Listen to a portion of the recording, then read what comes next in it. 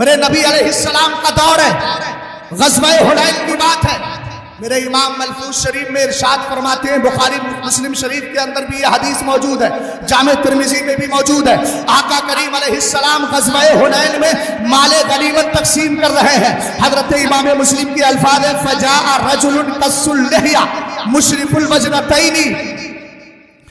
حضرت امام مسلم کہتے ہیں سرکار مال غنیمت تقسیم کر رہے تھے، ایک شخص آیا، اہل علم کی توجہ چاہتا ہوں، آپ بھی سامعین میں شامل ہیں، توجہ فرمائیے گا۔ ایک ایسا شخص آیا قص اللحیہ، داڑھی گھنی ہے، مشرف الوجنتین، رخسار اس کے اوپر اٹھے ہیں، غائر العینین، آنکھیں اندر دھسی ہے، نادل جبین، اور اس کی پیشانی اٹھی ہے، محلوق الراس، سر مڈا۔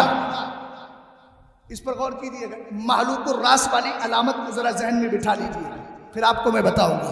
محلوق الراس، سر مڈا ہوا ہے، رسول کریم علیہ السلام کی بارگاہ میں آیا۔ ایک حدیث کے الفاظ ہے اے دل یا محمد، ایک میں ہے اتق اللہ یا محمد۔ کہنے لگا اے محمد عربی، اللہ کا خوف دل میں رکھیے۔ کہتا ہے محمد عربی صلی اللہ تعالیٰ علیہ وسلم انصاف سے کام لیجیے۔ سرکار جلال میں آ جاتے ہیں، فرماتے اگر میں انصاف نہیں کروں گا تو تجھے کائنات میں انصاف کرنے والا کون ملے گا؟ حضرت عمر فاروق اعظم ہے، جلال میں آ گئے۔ ہمیں سنی، وہ سنی ہی کیسا ہے جس کو سرکار علیہ السلام کی گستاخی پر جلال نہ آئے، سرکار کے مخالف پر غصہ نہ آئے۔ اعلیٰ حضرت امام اہل سنت کا یہی پیغام ہے، ذرا غور فرمائیے گا۔ رسول کریم علیہ السلام کے صحابی، ایک میں حضرت خالد ابن ولید کا ذکر ہے، ایک میں حضرت عمر فاروق اعظم کا ذکر ہے۔ کہنے لگے حضور اگر اجازت ہو اس منافق کی گردن مار دوں، دانی اضرب عنقہ، اجازت تو دے دے میں اس کی گردن اڑائی دیتا ہوں۔ میرے سرکار نے فرمایا نا نا نا، انا من بیتی ھذا قوما یقرؤون القرآن لا یجاوز تراقیہم، ایک میں ہے لا یجاوز حناجرہم۔ سرکار علیہ السلام نے فرمایا نا نا، اس کو غور سے دیکھ دو، اس کو غور سے دیکھو، اس کی نسل سے ایک ایسی قوم پیدا ہوگی، قرآن پڑھے گی مگر حلق سے نہیں اترے گا۔ بولو عبد الرحمن سدیس قرآن پڑھتا ہے کہ نہیں پڑھتا ہے؟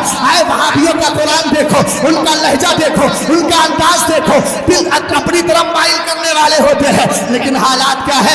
رسول کریم علیہ السلام کے دیوانوں، سرکار فرماتے ہیں لا یجاوز تراقیہم، ان کے حلق سے نیچے نہیں اترے گا، یعنی اللہ کی بارگاہ میں قبول ہونے والا نہیں۔ ایک پہچان اور بتائی، لا یقولون من قول خیر البریہ، بات کریں گے تو بات بات پہ مصطفیٰ کی حدیث سنائیں گے۔ یہ سنیوں کی بات نہیں کر رہا ہوں، ورنہ یاد رکھنا ہمارا سنی اور آج کے دور میں امیر المومنین فی الحدیث حضرت محدث کبیر کو دیکھو، جن کا کمال یہ ہے کہ جب وہابیت نے چیلنج کیا تھا حدیث مرفوعہ کے ذریعے اپنے دعوے کو ثابت کر کے یہ بتا دیا تھا ارے تمہیں حدیث نہیں آتی ہے، حدیث اس کو آتی ہے جس کے دل میں اس کے رسول ثابت ہو جایا۔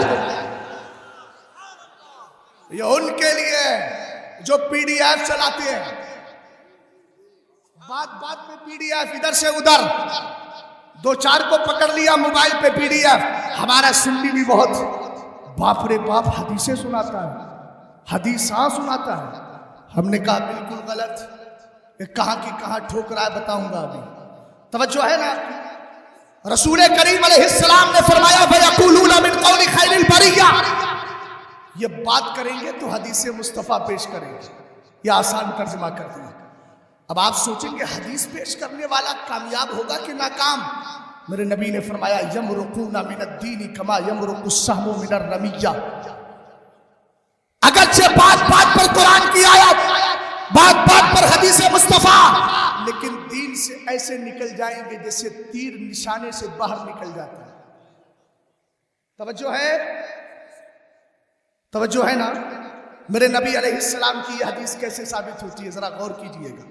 ایک دن میرے نبی دعا کر رہے ہیں اللہم بارک لنا فی شامنا اللہم بارک لنا فی یمننا، ایک صحابی آئے تھے نزد، کہنے لگے وفی نجدنا یا رسول اللہ، حدیث مشہور ہے، ترجمے پہ اکتفا کرتا ہوں۔ میرے سرکار نے کہا مولا ملک شام میں برکت عطا فرما دے، ملک یمن میں برکت عطا فرما دے۔ ایک بار نہیں، تین بار میرے مصطفیٰ کریم علیہ السلام نے دعا کی، اور تینوں بار ایک صحابی عرض کرتے ہیں سرکار ہمارے نفس کے لیے، میرے نبی نے فرمایا دعا نہیں کی، بلکہ بعد میں ارشاد فرمایا ہنالک الزلازل والفتن وبها يدلو قرن الشیطان. فرمایا وہاں کے لیے دعا کروں، وہاں تو زلزلے پیدا ہوں گے، وہاں تو فتنے نکلیں گے، وہاں سے سیکھ نکلے گی. حضرت احمد یار خان صاحب، اے مفتی احمد یار خان صاحب نے بڑا اچھا ترجمہ کیا ہے. قرن الشیطان کا ترجمہ، شیطان کا معنی دیو ہے اور اس کے بعد قرن کا معنی بندی بھی ہوتا ہے. اب آپ ذرا ترجمہ کر لیجئے. سرکار علیہ السلام نے ایسا جملہ ارشاد فرما دیا اس کا آسان ترجمہ دیوبندی ہو جاتا ہے.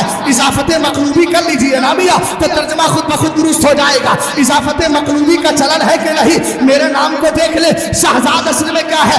زادِ شاہ ہے نا، بادشاہ کا بیٹا، مگر اضافت مقلوبی کا چلن ہوتا ہے نا. یہاں دیوبندی قرن الشیطان کا ترجمہ کیا جا رہا ہے. الحمدللہ ذرا غور کیجئے گا. سرکار نے فرمایا یہاں فتنے ہیں اور زلزلے ہیں. میرے نبی نے دعا نہیں کی. قربان جائے المحدثین پر جنہوں نے اس حدیث کے اندر ایک حکمت بیان کی ہے.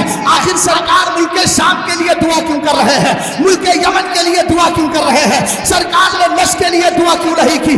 اس کی وجہ یہ ہے ملک شام میں نبیوں کی قبریں ہیں اور یمن میں میرے مصطفیٰ کے عاشق ویسے کر نہیں رہا کرتے تھے.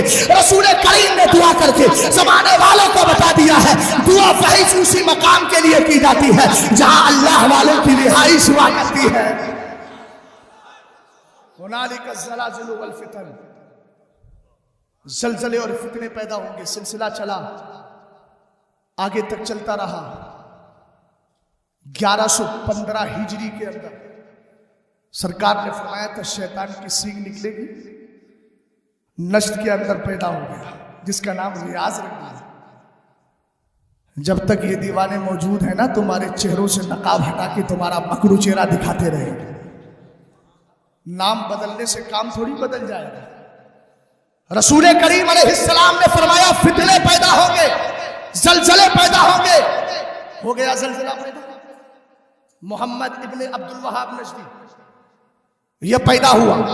اعلیٰ حضرت فرماتے ہیں ملفوظ شریف کے اندر کہ حضور کی حدیث میں ہے سیماہم التحلیق، ان کی پہچان یہ ہے کہ وہ گنجی کرائیں گے، سر مڈائیں گے. یہی وجہ ہے کہ محمد ابن عبد الوہاب نجدی جب کسی کو اپنے جھوٹے مذہب میں لیتا تھا اس کی گنجی کراتا تھا اور کہتا تھا یہ کفر کے بال ہیں، اس کو ہٹاؤ، ایمان کے بال اب آئے. تو ایک عورت بڑی سمجھدار تھی، ایسوں کو جواب بھی عورتوں نے ہی دیا ہے. سمجھ گئے آپ؟ حالانکہ عورتوں کو ناقصات العقل کہا گیا حدیث میں، لیکن اس کو جواب عورت دے رہی ہے. سمجھیے کتنا بڑا بے وقوف ہے. محمد ابن عبد الوہاب نے سر مڈوا دیا کرتا تھا. اعلیٰ حضرت فرماتے ہیں یہاں تک کہ عورتوں کے بھی سر مڈواتا تھا. اب عورتوں کے بال تو عورتوں کے لیے زینت ہے مگر ان کے بھی سر مڈوا دیتا. ایک عورت کہنے لگی میاں یہ تو بتاؤ آپ سر کے بال مڈواتے ہو، کہتے ہو یہ کفر کے بال ہے، داڑھی کیوں نہیں مڈواتے؟ اس کے بعد اس نے منڈوانا ختم کر دیا. اب ذرا دیکھیے گا سرکار فرماتے ہیں محلوق الرات وہ سر مڈا ہوا شخص تھا. وہ شخص کون تھا؟ جو سرکار کی بارگاہ میں آیا تھا، ذوالخویسرہ تمیمی، اس کا بھی سر مڈا ہے. اب محمد ابن عبد الوہاب نجدی وہ بھی سر مڈوا رہا ہے. اور آج کے دور میں اعلیٰ حضرت کہتے ہیں بدعقیدہ غیر مقلدین کو دیکھے، وہابیوں کو دیکھے، بار بار سر مڈواتے رہتے ہیں. ہم نے کہا تمہارا کنیکشن سمجھ میں آ گیا ہے، تم ذوالخویسرہ تمیمی کی اولاد ہو. اگر تم نسل نہ صحیح لیکن عقیدتاً انہی کے مذہب پر ہو. یہی سلسلہ چلا اور اس کے بعد میں اس نے ایک کتاب لکھی جس کا نام تھا توحید. اس توحید کا ترجمہ مولوی اسماعیل دہلوی نے کیا. اور مولوی اسماعیل دہلوی کے ماننے والوں میں دو جماعتیں ہوئی. ایک نے کہا بھیا ہم تو یہاں تک ہاتھ باندھیں گے، ہم کسی کی تقلید نہیں کریں گے. ایک نے کہا نہیں یار کام ایسے نہیں چلے گا. امام اعظم ابو حنیفہ کا فقہ ہندوستان میں آ چکا ہے. حضرت ملا علی قاری نے محنتیں کی ہے، حضرت بدر الدین عینی نے محنتیں کی ہے، اعلیٰ حضرت کی محنتیں شامل ہے. تو کہا ایسے کام نہیں چلے گا، ایسا کرو تقلید کا ڈھنڈورا پیٹو لیکن ماننا کسی کو نہیں ہے. عقیدہ وہی ہے جو غیر مقلدین کا ہے، وہی وہابیوں کا، دیوبندیوں کا ہے، وہی ان کے علاوہ جماعت اسلامی کا ہے. اب توجہ فرمانا، پہلے زمانے میں جب یہ جماعت اسماعیل دہلوی کی قیادت میں ہندوستان میں کام کر رہی تھی تو انہوں نے نام رکھا فرقہ محمدی. سنیوں نے کہا واقعتاً تم فرقہ محمدی ہو مگر کون سے محمد؟ محمد عربی نہیں، محمد ابن عبد الوہاب نے. انہوں نے کہا یار کام پول کھل گئی، نام ہٹا دیا. اب کہنے لگے موحد. کیا کہنے لگے؟ مواحد.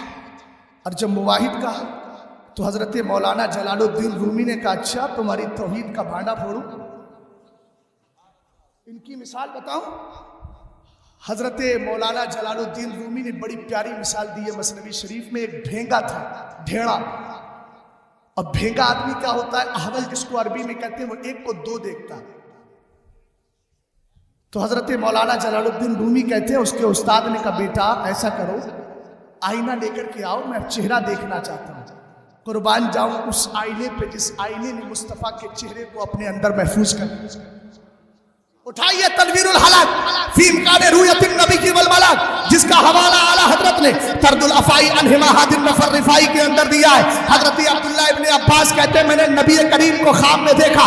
سرکار فرماتے ہیں من رانی فی المنام فسیرانی فی الیقظہ, جس نے مجھے خواب میں دیکھا آمنے سامنے سے اپنا دیدار کرا دوں گا. خواب دیکھ کے اٹھے, فوراً آپ کے دل میں خیال آیا, حدیث یاد آ گئی, پہنچ گئے حضرت میمونہ کی بارگاہ میں. رات مصطفیٰ کو دیکھا ہے, آمنے سامنے سے کیسے دیکھوں, دیدار سامنے ہو گیا. آپ اندر گئی, آئینہ نکال کے لائی, فرمایا انظر فی ہذہ المراتی, اس آئینے کو ذرا غور سے دیکھو. اب میں صحابی کا اسٹیٹمنٹ دے رہا ہوں, کسی بدعقیدہ وہابی کا نہیں. یہ صحابی کے جملے ہیں جو حقیقت پر بھی مبنی ہے اور عقیدت پر بھی مبنی ہے, حقانیت پر بھی مبنی ہے, صداقت پر بھی مبنی ہے. کہتے ہیں فرأیت سورۃ النبی صلی اللہ تعالی علیہ وسلم ولم ارى سورۃ لنفسی. حیدرآباد کے سنی مسلمانوں, آئینے کا کمال یہ ہے اگر مولانا محبوب کے سامنے لاؤ گے چہرہ انہی کا دکھے گا, شہزاد کا چہرہ نہیں دکھے گا. مگر یہ آئینہ قیامت تک آنے والے سارے آئینوں کا سردار ہے جس میں میرے مصطفیٰ نے چہرہ دیکھا ہے. صحابی کہتے ہیں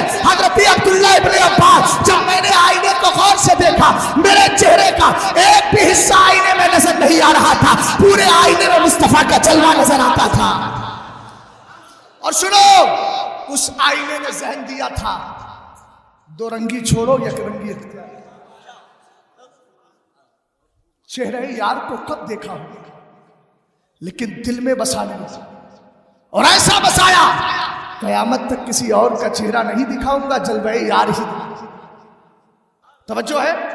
حضرت مولانا جلال الدین رومی کہتے ہیں وہ اندر گیا, اب بھینگا تھا نا تو دو دیکھے اسے, کہنے لگا استاد جی یہ بتائیے کدھر کا لاؤ.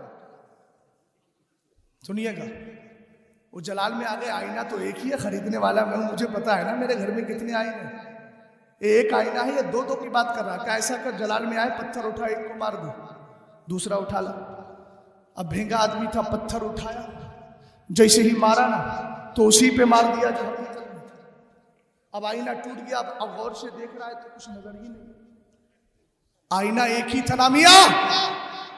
یہی وہابیوں کی مثال ہے, خود کو مواحد کہہ کے توحید کا چولا اوڑھ کر کرتے کیا ہے, میرے مصطفیٰ کی رسالت کی توہین کرتے ہیں. نہ رسالت ہی کا جلوہ ملتا ہے اور نہ ہی توحید کی برکتیں ملا کرتی ہے. یہ اہل سنت والجماعت ہے جن کا یہ کہنا ہے میں تو مالک ہی کہوں گا کہ وہ مالک کے حبیب یعنی محبوب و رحیم میں نہیں میرا تیرا. جن کا یہ کہنا ہے با خدا خدا کا یہی حدر, نہیں اور کوئی نفر مکر, جو وہاں پہ ہو یہی آگے ہو, جو یہاں نہیں تو وہاں پہ. یہ ہے میرے امام مواحد کا. جب 1888 کی بات آئی, برٹش حکومت ہے ہندوستان میں, دیکھو ان کے آقا کیسے. مت مانو مدینے والے کو آقا, کبھی جار پنجم کو آقا مانو گے, کبھی کسی کو مانو گے. برٹش حکومت میں گیا محمد حسین بٹالوی, کہنے لگا ہمارے ساتھ بڑا انیائے اتیاچار ہو رہا ہے, کیا لوگ ہمیں نہ جانے کون کون سے نام سے یاد کر رہے ہیں, آج سے آپ لکھت روپ میں دے دیجئے, تحریر بنا دیجئے اور آرڈر کر دیجئے, آج کے بعد ہمیں کچھ نہیں کہا جائے گا, صرف اہل حدیث کہا جائے گا. واہ کیا مقدر ہے تمہارا. برٹش حکومت تمہیں نام دے رہی ہے, ہمارا مقدر دیکھو ہمیں مسلمان نام دیتا ہے, هو سماکم المسلمین. اللہ نے ہمارا نام مسلمان رکھا ہے, ہمارے دین کا نام ان الدین عند اللہ الاسلام. اور جب مذہب اہل سنت کی باری آئی, فرقہ معتزلہ پیدا ہوا. حضرت ابو الحسن اشعری رضی اللہ تعالیٰ عنہ کہتے ہیں آج سے ہم اہل سنت والجماعت ہیں. اور جب اہل سنت کا چولا پہن کر لوگوں نے گمراہ کرنا چاہا تو ہمارے مجاہد ملت آگے آ گئے ہیں, فرحان ملت آگے آ گئے ہیں, شہر میں سے اہل سنت آگے آ گئے ہیں, مفتی اعظم آگے آ گئے ہیں. ان سارے بزرگوں نے کہہ دیا اب ہم جماعت اہل سنت سال مسلکی اعلیٰ حضرت کے ماننے والے ہیں تاکہ سرے کلیوں کا پتہ صاف ہو جائے اور زمانے والے کو پتہ چل جائے، زمانے والوں کو پتہ چل جائے سچے عاشق رسول وہی ہے جو اعلیٰ حضرت کی مان لیا کرتے ہیں۔ توجہ ہے، یہ فرقہ چلا، میرے نبی علیہ السلام نے حدیث میں ارشاد فرمایا یکون فی آخر الزمان دجالون کذابون یاتونکم من الاحادیث بما لم تسمعوا انتم ولا آباؤکم فإیاکم وإیاہم لا یضلونکم ولا یفتنونکم۔ غور فرمائیے کہ میں بہت اختصار کے ساتھ بات کو آگے بڑھا رہا ہوں۔ رسول کریم علیہ السلام نے فرمایا، غور کریں، کنیکشن تو سمجھ میں آ گیا نا، تعلق سمجھ میں آیا کہ نہیں آیا؟ اسماعیل کا تعلق محمد ابن عبد الوہاب نجدی سے، اس کا تعلق ذوالخویسرہ تمیمی سے، تو یہ فرقہ بہت پرانا ہے۔ اعلیٰ حضرت کہتے ہیں، اعلیٰ حضرت سے سوال ہوا یہ بتائیں کہ خلفائے راشدین کے دور میں وہابی تھے؟ میرے ہاں تھے وہابی۔ کہا اچھا، کہا خارجیوں کی شکل میں تھے نا، خارجیوں کی شکل میں تھے، پہچان کیا تھی؟ کہا یہ وہی تو خارجی ہیں جن سے حضرت عبداللہ ابن عباس مناظرہ کرنے گئے تھے۔ کہا کہ عمرو ابن عاص کو تم نے اور حضرت ابو موسیٰ اشعری کو حکم بنا دیا، قرآن کہتا ہے ان الحکم الا للہ۔ تو حضرت عبداللہ ابن عباس نے کہا اچھا، تو قرآن نے یہ بھی تو کہا ہے فبعثوا حکما من اہلہ وحکما من اہلہا، میاں بیوی میں اختلاف ہو جائے تو ایک فیصل ایک حاکم آئے ادھر سے بیوی کی طرف سے، ایک شوہر کی طرف سے، اب اس پہ کیا فتویٰ لگاؤ گے؟ یہ بھی تو قرآن کیا ہے۔ 5000 میں کلمہ پڑھ کے خارجیت کو چھوڑ کر حضرت امام حضرت مولا کائنات کے دامن میں آ گئے، اور لیکن 5000 نہیں مانے تو حضرت علی نے کہا قتل کرو۔ حضرت امام حسنین قریبین رضی اللہ تعالیٰ عنہما سوچنے لگے جو تہجد پڑھتے ان کو قتل کیسے کریں؟ حضرت علی نے کہا ان کی نماز نہیں۔ سرکار نے پہچان بتائی، تحقرون صلاتکم مع صلاتہم وصیامکم مع صیامہم وَأَعْمَالَكُمْ مَعَ أَعْمَالِهِمْ۔ فرمایا ان کی نمازیں اتنی ہوگی کہ تم اپنی نمازوں کو ان کی نمازوں کے سامنے ہلکا سمجھو گے، اپنے روزوں کو ان کے روزوں کے سامنے ہلکا سمجھو گے، اپنے اعمال کو ان کے سامنے ان کے اعمال کے سامنے ہلکا سمجھو گے۔ حضرت علی نے جب کہا جاؤ، اصرار ہوا، لڑنے چلے گئے، اس کے بعد میں آپ نے ان کو مار ڈالا، 5000 مر گئے۔ پھر اس کے بعد حضرت علی رضی اللہ تعالیٰ عنہ کے دل میں خیال آیا کہیں ایسا نہیں کہ کوئی میرا چاہنے والا، میرے ساتھ جنگ کرنے والا مستریب اور بے چین تو نہیں ہے۔ تو حضرت علی نے ایک جملہ ارشاد فرمایا، جاؤ ذوالصد کو لے کر کے آؤ، ذوالصدیہ کو لے کر کے آؤ۔ یعنی دیکھو اب یہاں موجود ہے کہ نہیں؟ صدیون کا معنی پستان ہوتا ہے۔ ایک آدمی تھا جس کا ہاتھ پستان کی طرح تھا، جس کا ہاتھ پستان کی طرح تھا، کہا اس کو جا کے تلاش کرو۔ حضرت علی کہتے ہیں اگر وہ مل گیا تو سمجھ لینا ہم نے دنیا کا سب سے بدترین شخص مار ڈالا ہے، اور اگر نہیں ملا تو سمجھنا دنیا کا سب سے بہتر آدمی مار ڈالا ہے۔ لوگ کہے جا کے تلاش کیا تو پڑا ہوا تھا، ہاتھ دیکھا تو اس کا پستان کی مانند تھا۔ صحابہ اکرام کی زبان سے جملے نکلے۔ حسنین کریمین کہتے ہیں سبحان اللہ الحمدللہ، اللہ کا کرم ہے آج ہم نے اپنے ذریعے اور رب کریم کی مدد سے اس زمین کو ایک ناپاکی سے دور کر دیا ہے۔ اور یہ کہہ رہے تھے، حضرت علی نے کہا کیا سمجھتے ہو یہ زمین ناپاکوں سے دور ہو گئی اور ناپاکوں سے پاک ہو گئی؟ فرمایا اللہ آج تم بھی سمجھ لو قیامت تک یہ آتے رہیں گے۔ ان کا حال کیا ہے؟ سرکار مولا کائنات کہتے ہیں میرے نبی نے ارشاد فرمایا لا یزالون یخرجون حتی آخرهم مع الدجال۔ یہ حتی حرف عاطفہ کی طرح حرف عطف ہے، یہاں پر حرف جار نہیں ہے۔ حتی آخرهم مع الدجال، سرکار علیہ السلام ارشاد فرماتے ہیں یہ نکلتے رہیں گے یہاں تک کہ ان کی آخری جماعت دجال کے ساتھ ہوگی۔ فبشرهم بعذاب الیم، جناب دجال بھی انہی میں تشریف لانے والے۔ توجہ ہے، یہ ان کا مقدر ہے اور ہمارا مقدر ہے کہ حضرت امام مہدی ہم نے آنا۔ یہ ہمارا مقدر ہے کہ سیدنا عیسیٰ علیہ السلام اسی امت محمدیہ کو فضل و کرم عطا فرمانے والے۔ سمجھ گئے آپ؟ سرکار نے کیا فرمایا؟ میری امت میں جھوٹے پیدا ہوں گے، ایسی حدیثیں لے کر کے آئیں گے، ایسی باتیں لے کر کے آئیں گے نہ تم نے سنی ہوگی نہ تمہارے باپوں نے سنی ہوگی۔